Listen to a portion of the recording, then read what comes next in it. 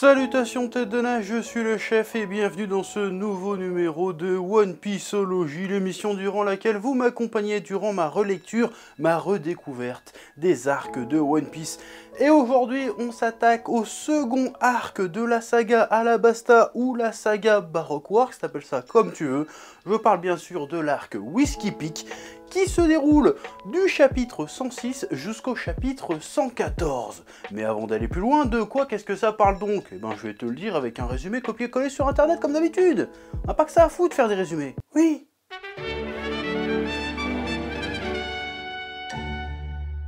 Avec le log pause maintenant en main, les pirates du chapeau de paille se dirigent vers Whiskey Peak, une ville accueillant les pirates chaleureusement.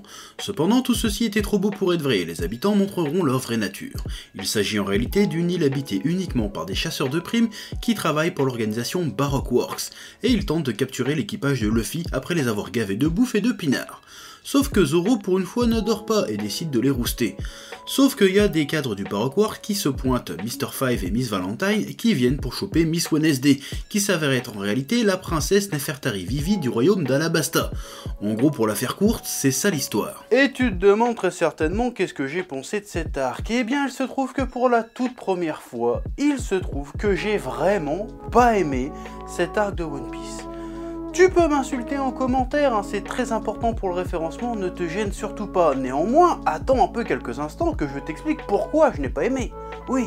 Déjà, je trouve que c'est un arc qui ne raconte pas grand chose. Il se passe des trucs, mais en termes de développement de personnage ou de narration, y a rien qui pète trois pattes à un canard sur ce coup-là. Alors ok, on a introduit le Baroque Works, on en apprend plus sur Vivi, et on se paye même le luxe de la première apparition de Nico Robin.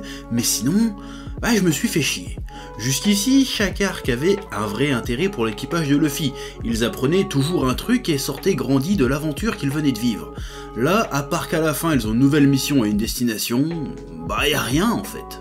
En fait, cet arc, à bien y regarder, c'est plus une péripétie qu'un véritable arc narratif en soi. Oui. Il y a un bon 80% de l'arc où c'est Zoro qui fout une branlée au Baroque Works. Alors le combat est rigolo, et c'est l'occasion de refiler un peu plus de temps d'antenne, entre guillemets, à Zoro, en nous rappelant à quel point c'est un crack, mais il y a clairement une impression de remplissage pour ma part. On prend le temps de nous présenter les techniques ou les pouvoirs des membres du Baroque Works, mais en fait on s'en bat les couilles, parce qu'ils sont faibles et que de toute façon on sent bien qu'on ne les reverra plus jamais ces persos. Zoro survole tellement le game qu'en fait il n'y a pas réellement d'enjeu dans le combat, dans l'affrontement. Oui. Et les retournements de situation ne sont, selon moi, pas très bien amenés. 80% du truc, on focus sur Zoro qui lade des méchants. Et pouf, d'un coup d'un seul, il y a d'autres méchants sortis de nulle part qui arrivent. Qui se battent contre les premiers méchants, parce qu'en fait, la première méchante qu'on a vue, c'était une gentille qui se faisait passer pour une méchante. Même Zoro fait la remarque d'ailleurs dans le manga, il dit à un moment mais on s'en bat les couilles de leur histoire en fait, et il a tout à fait raison, parce qu'à ce stade de l'histoire, ce qui peut bien arriver à Vivi, j'en ai rien à carrer en fait, je m'en branle, qu'est-ce que ça vient foutre là? Alors je vois bien qu'Oda essaie de nous attirer de la sympathie pour Mr. King et les autres, qui se sacrifient pour couvrir la fuite de Vivi. Mais non, je suis désolé, pour moi ça ne marche pas. Sans déconner, t'en as eu quelque chose à foutre que Miss Monday se fasse exploser par une crotte de nez? Bah non. Encore une fois, je comprends l'intention, mais c'est foiré pour moi. En revanche, si Oda avait réussi à renverser la vision qu'on avait des persos et à nous rendre empathiques vis-à-vis d'eux, ça aurait été balèze. Mais pour moi, là, c'est clairement pas le cas. Mais pourquoi il s'est foiré ? Alors la première chose, selon moi, c'est que le renversement de situation arrive de manière un petit peu trop abrupte, un petit peu violente.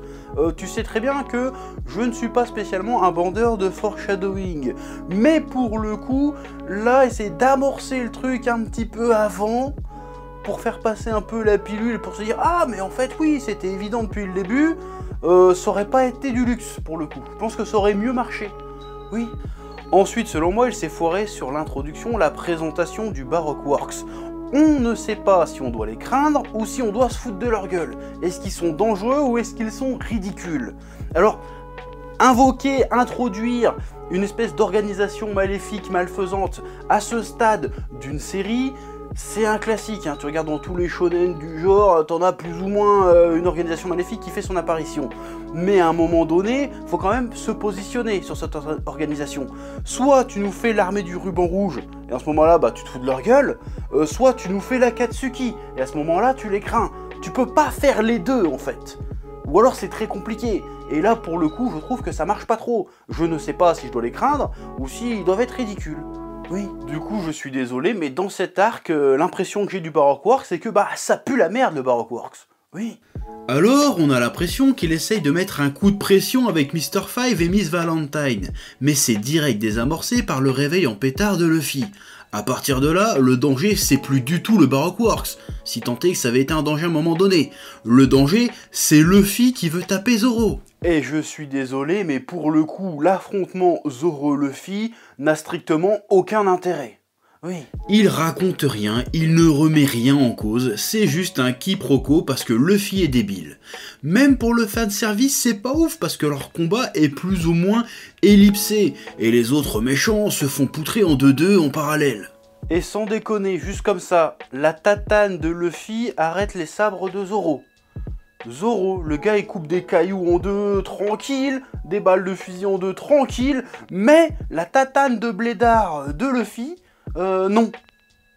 Voilà, je sais que c'est un détail à la con, mais ça m'a perturbé, donc j'en parle. Voilà, je suis là pour partager mes impressions, je le fais, oui. Malgré l'apparition de Robin qui fait enfin un peu menaçante, l'introduction du Baroque Works en tant que nouvel antagoniste est foirée, parce que malgré le fait que l'histoire insiste pour nous dire qu'ils sont dangereux et puissants, tout ce qu'on a vu d'eux, c'est qu'ils sont facilement poutrables par les héros.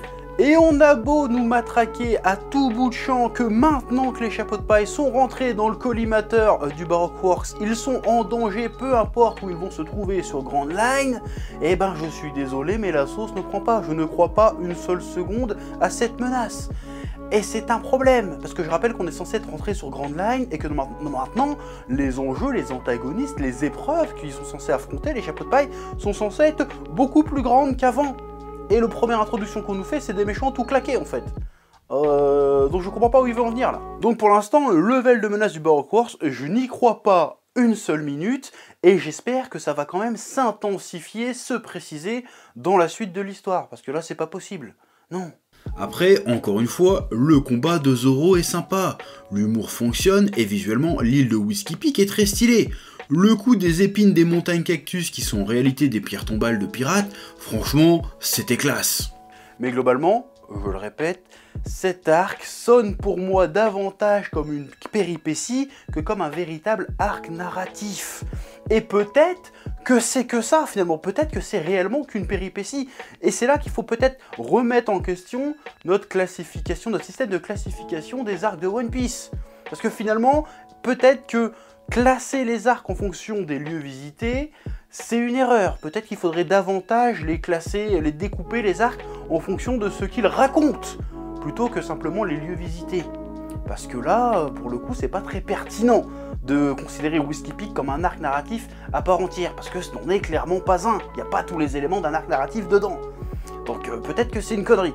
Mais en tout cas, en attendant, officiellement, il s'agit d'une nomenclature officielle des arcs de One Piece.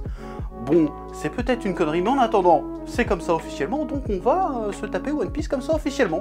Il se peut que de temps en temps on tombe sur des arcs qui sont pas des arcs, mais on les traitera quand même comme si c'en était. Voilà, c'est tout. C'est pas ma faute, c'est comme ça. Oui. En tout cas, j'espère que le prochain arc qui s'annonce sera un peu plus rassasiant, parce que pour le coup, je t'avoue qu'avec Whiskey Peak, je suis resté sur ma faim. Je pourrais même dire sur ma soif, parce qu'il y a du whisky, jeu de mots, tu vois.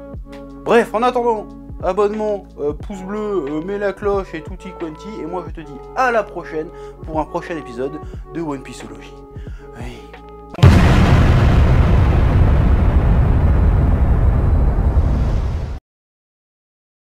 Eh oh, tu vas pas te barrer comme ça, hein? Tu vas laisser un pouce bleu?